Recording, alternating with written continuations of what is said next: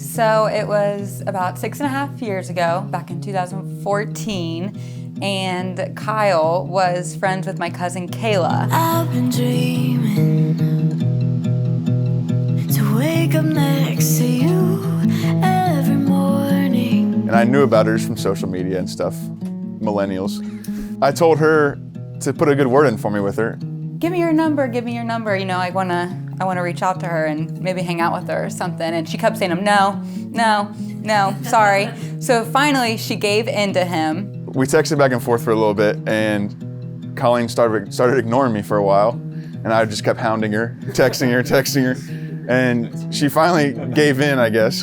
And we had texted for about a month. See, those are better than the cork ones. Yeah. For you, my whole life, and this moment made it worth the time. In the meantime, he was playing baseball at EKU, and I went to NKU. So he had tweeted at me. I said, I wonder if Cheesehead is going to come to the game today. Why not? You know, I love baseball, so I was like, I'll go. It's at NKU. And the game got rained out. We had to prolong this meeting. And when the game got rescheduled, it was at a time during one of my classes. She actually skipped class to come to the game, so that must have been a real winner. That was the first time we actually met, so it was actually kind of different because we had been talking for like a month without ever meeting each other. After the game, we got to talk for like 5 minutes. That was it. He gave me a hug goodbye and kissed me on the forehead, and I swear, like, melted. I melted like to the ground. Pretty much ever since then, it's been done deal. So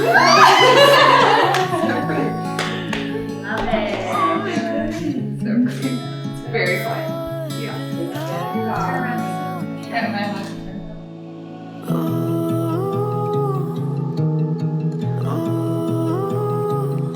Now I'm home.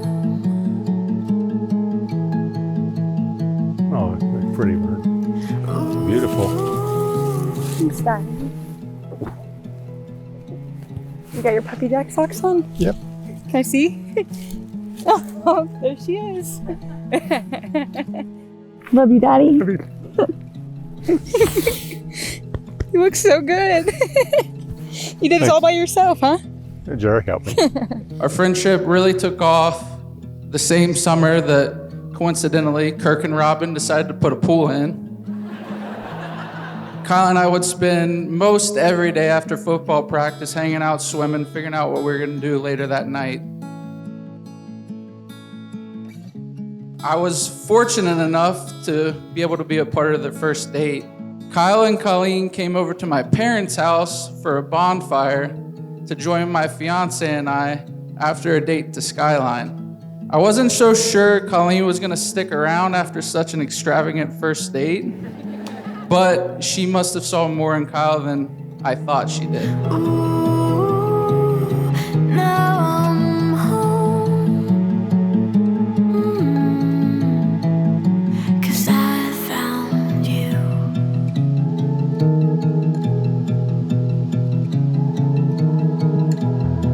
I remember deep inside when we first met, had a feeling that I couldn't forget. Now I can't believe you're in front of me. And so we dated. He left like 4 days later, and we went 50 days without seeing each other. And then I got in a van with his whole family, drove for 9 hours without meeting them, hit it off completely. We talked the whole time, had so much fun. And then so like his family like involved, like I was like, oh, this family's awesome, he's awesome. I can definitely see him being the one. And then we spent the whole week together watching baseball on the beach, and I was like, all right, sold. Yeah. So that was like a couple months in. Once we got through an entire holiday season and everything, and I saw the way she interacted with my family, I just knew that she had to be a part of it forever. Forever I am yours. Ooh,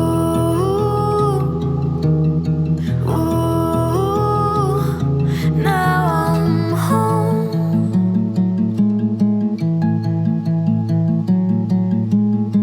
And there's some tables up front here that have a combined 186 years of marriage advice that I would like to read to you tonight. Always treat each other with respect. And when you have a quarrel and you can't agree, talk it through. Communication is important. And most of all, try to remember to thank God for what you have. Grandpa has a piece of advice for Kyle, and it is, just keep saying, yes, dear, yes, dear. If you do this, you will be okay. Ooh, I found you.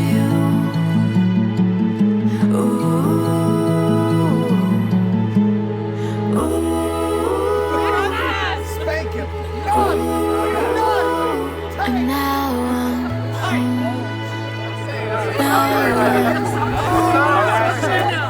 So at this time, I would like to introduce you to Mr. and Mrs. Kyle and Colleen Nyland. You may kiss your bride.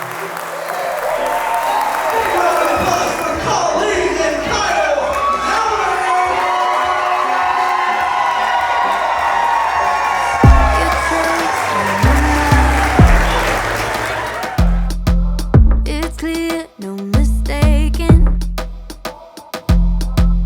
Our hearts unconfined, constantly awakened. So then we got engaged April of 2019, which she had to know something was going on because I don't ever take her anywhere nice for dinner. We usually end up going to Skyline or something. We went downtown to the Moorline house, ate dinner. He was completely normal, had no idea. I was going like 90 because there was a rainstorm coming in, and my mom was like texting me, telling me we got to get there now. And we get there and he goes, I have a surprise for you, close your eyes.